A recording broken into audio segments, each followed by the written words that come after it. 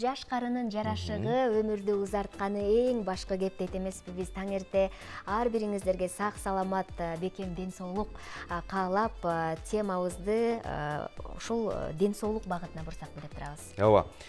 Акыркы кездерде абдан чоочуткан бир тумоо пайда болуп аткандыгы коомчулукта бир сөз болуп келатат. Бул чочко тумоосунун жайылышы болуп атат. Мына ушул өңүттө жана кадимки биз баягы жылда кышында ооруп калчу сасык тумоо, айтор ушул тумоолор боюнча кеп кылалы деп турабыз азыр. Ооба, чочко тумоо демекчи Бишкек шаарында ушундай бир тумоого кабылган учур катталды. Деги эле бул кандай тумоо, алгачкы белгилери кандай, кантип алдын алабыз, бул багытта кенен маалымат алуу максатында студиябызга Бишкек шаардык санитардык эпидемиологиялык көзөмөлдөө борборунун дарыгер эпидемиологу Чыналиева Рыскүл Тиленбаевнаны чакырдык. Кутмантаңыз менен. Саламатсыздар, кутман таң барыңыздарга. Кош Тең келипсиз. болсун ага. Эжеке, маанайыңыз жакшыбы? Жакшы. Жакшы, ооба. Жакшы маанай менен элибиздин саламаттыгына кам көрүп, таң эрте жакшы кеңештериңизди бериңиз. Ооба. Келиңиз эми ушул жайылып аткан тумоолор боюнча кеп кылалы.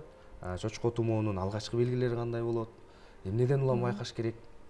Алгач мен ушул Бишкек шаарында курч кармаган респиратордук вирустук инфекция жана сасык тумоо, ошондой эле чочко тумоо боюнча эпидемиологиялык абал кырдаал кандай болуп жатат, ошого токтолуп кетсем, жогоруда айткан 3 оору боюнча эпидемиологиялык кырдаал бүгүнкү күндө туруктуу эмес. Анткени биздин Бишкек шаардык санитардык эпидемиологиялык көзөмөлдөө борборунун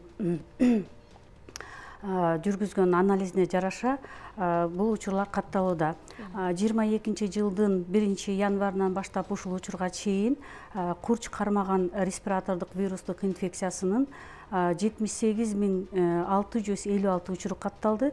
Ал эми 21-жылдын ушул эле учурунда 78.356 учур катталып, талдаганда 0,3%га көбөйдү деп айтылууда. Ошондуктан биздин эгерде бул оорунун жаш курагына жараша кайсыл жаш курактагы адамдар көпүрөөк ооруп жатышат деген суроого жооп берсем, 14 жашка чейинки балдар көп ооруп жатат. Жалпы сандан ал 61,3%ды түзүүдө. Анын ичинен дагы талдап караганда, ошо 14 жашка чейинки жаштарды талдап караганда 2 жана 4 жаштагы балдар көп ооруда.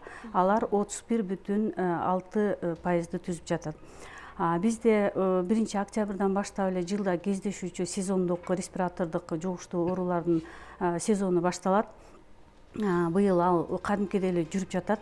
Ошол убактан баштап бизде баардык алдын алуучу чаралар жүргүзүлүп башталат.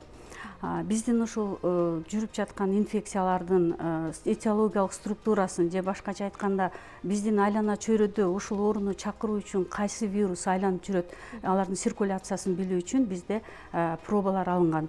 Бардык эле жерде анализдер жүрбөйт. Бул деген ошол 4 бир ири медициналык мекемелер тартылган. Ошол жерге кайрылган оорулуулардан ошол лабораториялык изилдөөгө материал алынып турат. Ошол материалга быйыл ушул күнгө чейин 703 проба алынган. Анын ичинен айта кетчү нерсе дагы сасык тумоонун 3 вирус чакырат, 3 түрдүү А, Б, С деген. Булар өтө багы мутацияга, структурасын бат өзгөрткөнгө ушундай жөндөмдүү вирустар да. Ошондуктан биз бул ооруларды кичине көзөмөлгө алуу бир аз кыйыныраак болуп калат. Ошол түрлөрүнөн Б түрү чыкты, андан 80 учур оң таасир берди. Ал эми А түрүнөн 41 проба оң жыйынтык берди. Ошол биз айтып жаткан жана чочко тумоосун чакырган вирус ошол А түрүнүн подтипи болуп эсептелет да. Андан кийин бул күндө азыр бизде ошо ооругандар кайсы жерлерге кайрылып жатат жана кайсы жерлерде дарыланып жатат, стационардык лечение алып жатат. Ага токтолуп кетсем, номер 3 балдар ооруканасында, улуттук эне жана баланы коргоо борборунда, ошондой эле республикалык жугуштуу ооруканасында дарыланып жатышат. Бизде азыр күчөтүлгөн режимде иштеп жатабыз. Азыр эгерде барып калсаң же тааныштарыбыз барып калса деле ушу кезекте көп тургандардын саны байкалат да. Ал эмне менен байланыштуу? Анткени шаардын миграция көп шаарга. Шаардын тургундары биринчи первичкага кайрылыш керек да, үй бүлөлүк медициналык борборуга кайрылыш керек. Биздики ал жака барбайлы, ошо өзү эле ошо туура эле ооруканаларга барып калууда. Андан сырткары биз менен чектешип турган Чүй областынын Сокулук району, Аламедин жана Ысык Ата районунан дагы жана башка райондордон өздөрүнүн каалоосу менен келип көрүнгөндөр көп болгондуктан ошо кезекте көп адамдар туруп атат да. Биздин предписаниялар боюнча ошол кошумча бөлмөлөр ачылды. Баягы кезекте скученность деп коет го орусча, ошолорду түзбөө үчүн кошумча бөлмөлөр, кабыл алуу бөлмөлөрү ачылды.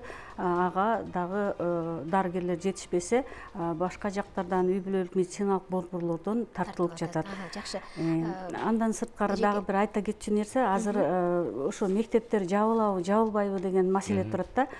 Биздин организация тарабынан күнүнө мониторинг жүрүп атат. Сабакка окуучулар кандай катышып жатат. Эгерде сабакка катышпаган окуучулардын эмеси пайызы 20%-тен ашса, анда бул мектептерди карантинге жабуу маселеси каралат. Азыркы учурда бизге жеткен маалыматтарга караганда, ошол Чүй областы боюнча катышуу ошо 20%ды гана түзгөндүктөн карантинге жабылган учурдагы кездешип атат. Эми биз Рыскүл Тиленбаевна негизги баягы темабызга кайрылып келсек, чочко тумоосу кадимки тумоодон кандай айырмаланат? Биздин телекөрүүчүлөрүбүз ушул суроону күтүп жатат. Бардык эле могу сезондук азыркы жүрүп жаткан курч кармоочу респиратордук вирустук оору жана сасык тумоо, ковид жана бул чочко тумоосунун оорунун белгилери бирдей эле.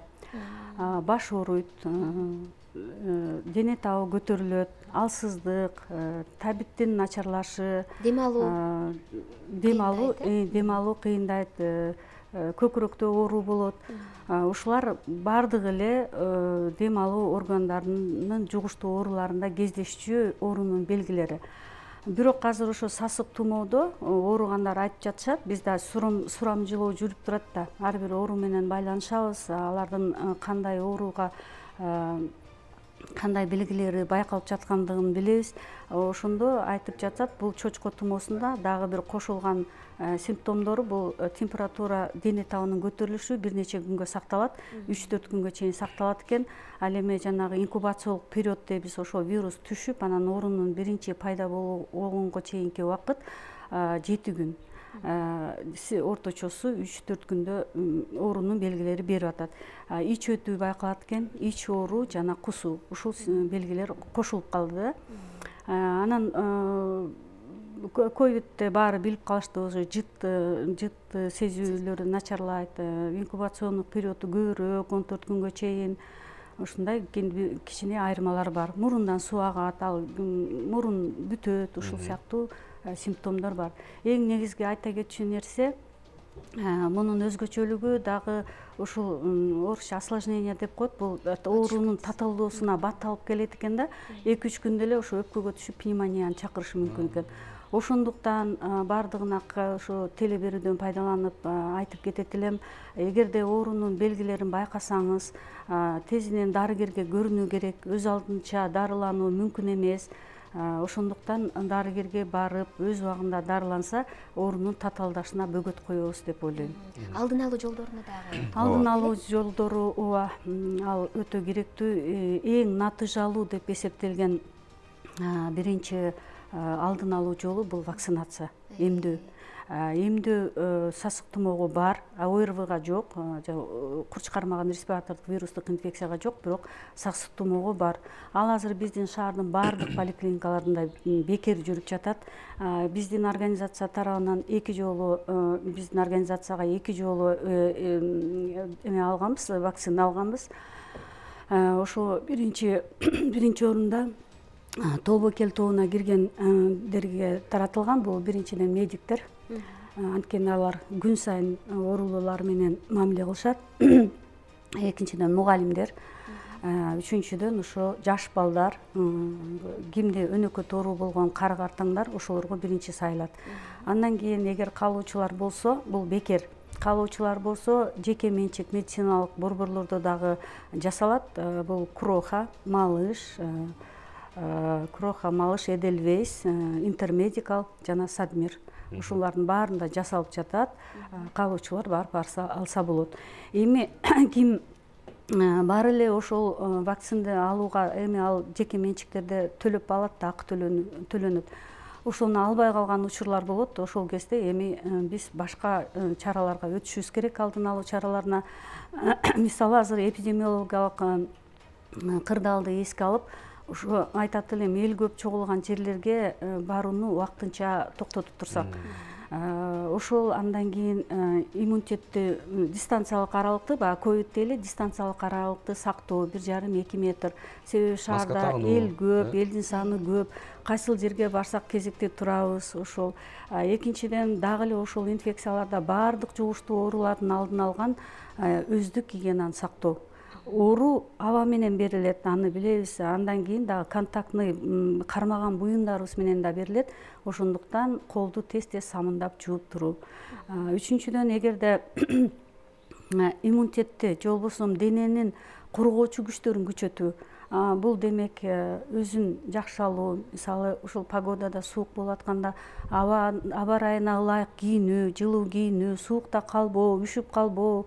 Ошондой эле жетиштүү уйку, бир суткада 7-8 саат уктоо, рационалдык баалуу тамактан туура тамактануу, анын ичине витаминдүү тамактарды көбүрөөк, жашылча жемиштерди рационго кошуу. Жакшы. Андан сырткары дагы жөтөл этикеткасын сактагыла деп айтат элем. Азыр баарыбыз мүмкүн бирөөсү вирустук оору менен ооратат, бирөөсү бронхит бактериальный.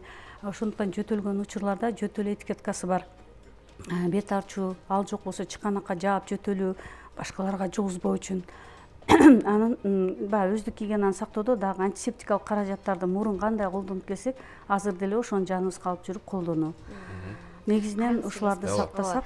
Мындай айтып отурса жөнөкөй кеңештер, бирок биз көпчүлүк учурда эске албай калган жагдайлар. Бул өзүбүздүн колубуздан келип эле турган нерселер, бирок көңүл буруп ошону сактаганга аракет кылышыбыз керек. Урматтуу телекөрүүчүлөр, дал ушул кеңештер сиздер үчүн дагы абдан пайдалуу маалымат экендигин айталы. Андыктан кайсыл жерде болбосун, кандай жагдай болбосун, оорунун алдын алуу үчүн дал ушул кеңештерди көкүрөккө бекемирээк түйүп койгон маанилүү.